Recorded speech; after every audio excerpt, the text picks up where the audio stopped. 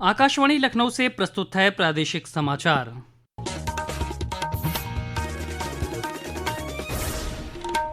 मुख्य समाचार। गुजरात के अहमदाबाद में 242 लोगों को लेकर लंदन जा रहा विमान हुआ दुर्घटनाग्रस्त। राष्ट्रपति द्रौपदी मुर्मू, प्रधानमंत्री नरेंद्र मोदी और मुख्यमंत्री योगी आदित्यनाथ ने हादसे पर जताया गहरा दुख।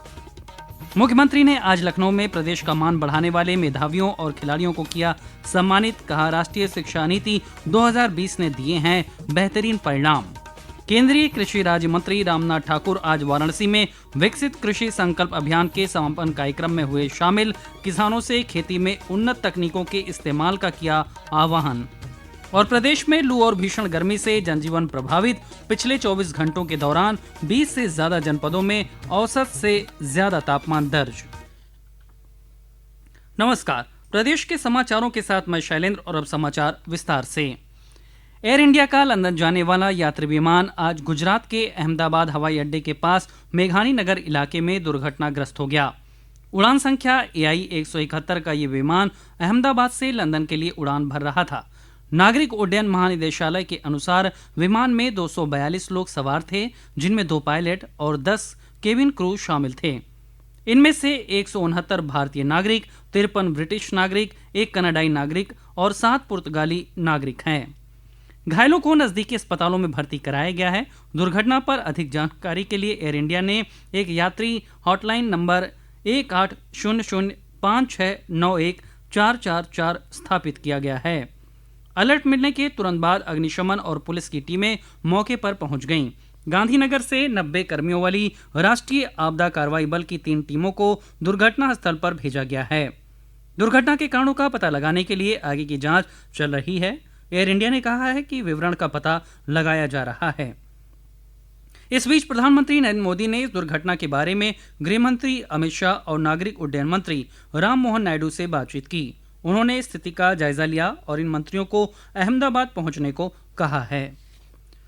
राष्ट्रपति द्रौपदी मुर्मू ने अहमदाबाद विमान हादसे पर गहरा दुख व्यक्त किया है। उन्होंने इसे हृदय विदारक बताते हुए कहा कि राष्ट्र पीड़ित परिवारजनों के साथ है। प्रधानमंत्री नरेंद्र मोदी ने एयर इंडिया विमान दुर्घटना को हृदय विदारक बताया है। श्री मोदी ने कहा कि दुख की इस घड़ी में उनकी संवेदनाएं सभी प्रभावित लोगों के साथ हैं। राज्यपाल आनंदीबेन पटेल ने गुजरात के अहमदाबाद में आज हुए विमान दुर्घटना को अत्यंत दुखद, पीड़ादायक और हृदय विदारक बताया। उन्होंने प्रभावितों के परिजनों के प्रति अपनी गहरी संवेदना व्यक्त की है। मुख्यमंत्री योगी आदित्यनाथ ने अहमदाबाद से लंदन जा रही एयर इंडिया की फ्लाइट AI 171 की दुर्घटना पर गहरा दुख व्यक्त किया है। ईश्वर से मैं सबकी सुरक्षित रहने की कामना करता हूं और ईश्वर से प्रार्थना करता हूं कि इस प्रकार की किसी भी प्रकार के हादसे से हम जनहानि को बचा सकें। इस दुखद घटना के लिए मेरी सभी जितने भी पीड़ित परिवार हैं उन सब के प्रति हमारी संवेदना है। केंद्रीय राज्य मंत्री प्रोफेसर SP सिंह बघेल ने आज आगरा में अहमदाबाद में हुए विमान हादसे पर गहरा दुख जताया और मृतकों के परिवारों के प्रति संवेदना व्यक्त की। बहुत ही बेहद दुख की बात है हम सब के लिए। AI 171 जो अहमदाबाद से लंदन जा रहा था, जिसमें भारतीय और विदेशी यात्री थे, एक बड़ी दुर्घटना हुई है। सभी मृतकों को के प्रति श्रद्धांजलि, ईश्वर उनको अपने चरणों में जगह दे और उस महान दुख को सहने की सब लोगों को क्षमता प्रदान करे। मुख्यमंत्री योगी आदित्यनाथ ने आज लखनऊ में केंद्र व राज्य स्तरीय बोर्ड परीक्षाओं में उच्च अंक प्राप्त करने वाले मेधावी विद्यार्थियों को सम्मानित कर उन्हें टैबलेट वितरित किए। साथ ही मुख्यमंत्री ने 68वीं राष्ट्रीय विद्यालयी खेल प्रतियोगिता में स्वर्ण पदक विजेता उत्तर प्रदेश के खिलाड़ियों को मुख्यमंत्री विद्यालयी खेल पुरस्कार दिए। इस मौके पर उन्होंने माध्यमिक शिक्षा विभाग से जुड़ी 122 करोड़ की योजनाओं का शिलान्यास किया। मुख्यमंत्री ने कार्यक्रम को संबोधित करते हुए कहा कि राष्ट्रीय शिक्षा नीति ने देश के अंदर बेहतर परिणाम दिए हैं। तो एक सामान्य शिक्षा को संस्कारों के साथ जोड़ना, शिक्षा को तकनीक के साथ जोड़ना, शिक्षा को स्पोर्ट्स के साथ जोड़ना, सर्वांगीण विकास का माध्यम शिक्षा होनी चाहिए और राष्ट्रीय शिक्षा नीति इन्हीं सब बातों से प्रेरित होकर के 2020 में प्रधानमंत्री जी ने देश के अंदर लागू की। आज उसके बहुत अच्छे परिणाम सामने आने वाले हैं। केंद्रीय कृषि एवं किसान कल्याण राज्य मंत्री रामनाथ ठाकुर आज वाराणसी के कृषि विज्ञान केंद्र कल्लीपुर में विकसित कृषि संकल्प अभियान के समापन अवसर पर आयोजित कार्यक्रम में सम्मिलित हुए। कार्यक्रम को संबोधित करते हुए उन्होंने कहा कि अभियान के दौरान बड़े पैमाने पर कृषि वैज्ञानिकों ने किसानों को सहायता प्रदान की और उनकी समस्याओं का समाधान किया।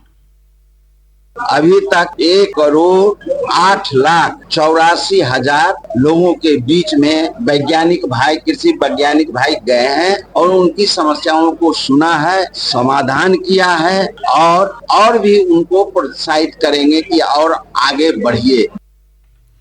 कृषि राज्य मंत्री ने किसानों से खेती के दौरान उन्नत तकनीकों के इस्तेमाल और कृषि वैज्ञानिकों के सुझावों को अपनाने की अपील की। विकसित कृषि संकल्प अभियान की शुरुआत 29 मई से हुई थी। केंद्र सरकार ने उत्तर प्रदेश सरकार की मांग पर मूंगफली और मूंग को न्यूनतम समर्थन मूल्य MSP पर खरीदने के लिए स्वीकृति दे दी है। केंद्रीय कृषि और किसान कल्याण मंत्री शिवराज सिंह चौहान और प्रदेश के कृषि मंत्री सूर्य प्रताप शाही के बीच कल वीडियो कॉन्फ्रेंसिंग के माध्यम से हुई बैठक में केंद्रीय कृषि मंत्री ने इस प्रस्ताव को स्वीकार कर लिया। केंद्रीय कृषि मंत्री ने यह भी आश्वासन दिया कि आवश्यकता पड़ने पर मूंगफली और मूंग के खरीद लक्ष्य में भी वृद्धि की जा सकती है।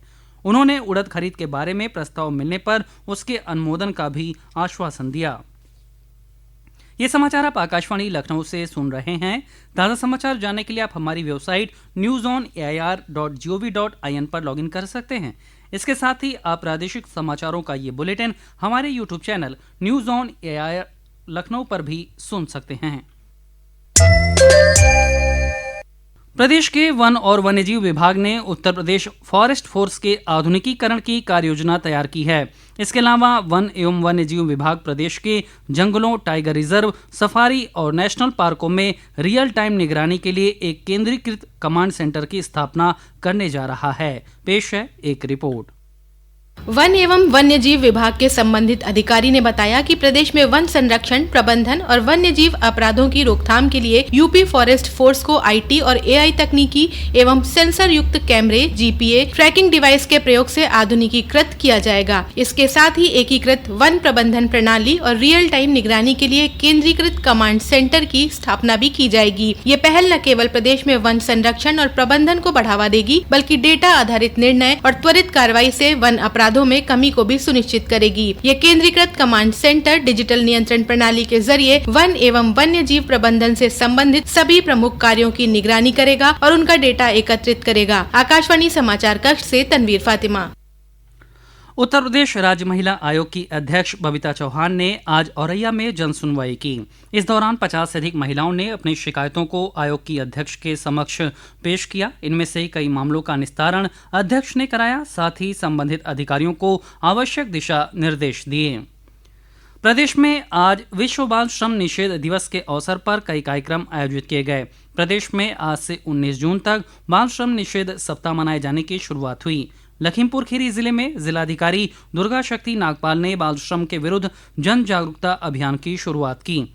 अमरोहा में पुलिस अधीक्षक अमित कुमार आनंद के निर्देशन में जिले भर में बाल श्रम उन्मूलन रोकथाम अभियान चलाया गया। वहीं बलिया में जिला अधिकारी मंगला प्रसाद सिंह ने बाल श्रम को रोकने के लिए जागरूकता वैन को कलेक्ट्रेट परिसर से हरी झंडी दिखाकर रवाना किया। मिर्जापुर में 21 जून को होने वाले अंतर्राष्ट्रीय योग दिवस के उपलक्ष्य में आज एक विचार गोष्ठी का आयोजन हुआ। गोष्ठी में वक्ताओं ने शारीरिक और मानसिक स्वास्थ्य को बेहतर बनाने के लिए एक स्वस्थ जीवन शैली अपनाने पर विशेष जोर दिया। इस दौरान योग से संबंधित पुस्तकों के महत्व पर गहन चर्चा भी हुई। नगर की जन समस्याओं को सीधे तौर पर समझने और उनके समाधान के लिए लखनऊ की मेयर सुषमा खरकवाल प्रत्येक महीने के दूसरे और चौथे शुक्रवार को आकाशवाणी लखनऊ के FM रेनबो चैनल 100.7 मेगाहर्ट्ज पर दिन में 11 बजे से 12 बजे तक लाइव रहेंगी। श्रोता 052222388845, 052222388852 और FM आकाशवाणी लखनऊ @gmail.com पर अपने सवाल भेज सकते हैं। प्रदेश से हज यात्रा पर गए हाजियों की वापसी आज से शुरू हो गई है। आज पहली उड़ान आधी रात के बाद 12:25 पर जिद्दा से लखनऊ पहुंचेगी। अल्पसंख्यक कल्याण, मुस्लिम वक्फ और हज राज्य मंत्री तथा उत्तर प्रदेश हज समिति के अध्यक्ष दानिश आजाद अंसारी और हज समिति के अन्य पदाधिकारी हवाई अड्डे पर हाजियों का स्वागत करेंगे। प्रदेश में लू और भीषण गर्मी से जनजीवन प्रभावित है। पिछले 24 घंटों के दौरान 20 से ज्यादा जनपदों में औसत से ज्यादा तापमान दर्ज किया गया। मौसम विभाग ने प्रदेश के पूर्वी और पश्चिमी हिस्सों में उष्ण लहर चलने का अनुमान जताया है। हालांकि कल प्रदेश के पूर्वी हिस्सों में कुछ जगहों पर गरज चमक के साथ बारिश का भी अनुमान जताया गया है। और अंत में मुख्य समाचार एक बार फिर। गुजरात के अहमदाबाद में 242 लोगों को लेकर लंदन जा रहा विमान हुआ दुर्घटनाग्रस्त। राष्ट्रपति द्रौपदी मुर्मू, प्रधानमंत्री नरेंद्र मोदी और मुख्यमंत्री योगी आदित्यनाथ ने हादसे पर जताया गहरा दुख। मुख्यमंत्री ने आज लखनऊ में प्रदेश का मान बढ़ाने वाले मेधावियों और खिलाड़ियों को किया सम्मानित। कहा, राष्ट्रीय शिक्षा नीति 2020 ने दिए हैं बेहतरीन परिणाम। केंद्रीय कृषि राज्य मंत्री रामनाथ ठाकुर आज वाराणसी में विकसित कृषि संकल्प अभियान के समापन कार्यक्रम में हुए शामिल। किसानों से खेती में उन्नत तकनीकों के इस्तेमाल का किया आह्वान। और प्रदेश में लू और भीषण गर्मी से जनजीवन प्रभावित। पिछले 24 घंटों के दौरान 20 से ज्यादा जनपदों में औसत से ज्यादा तापमान दर्ज। इसी के साथ प्रादेशिक समाचारों का ये बुलेटिन समाप्त हुआ। अगला बुलेटिन रात 8 बजे FM पर प्रसारित किया जाएगा। नमस्कार।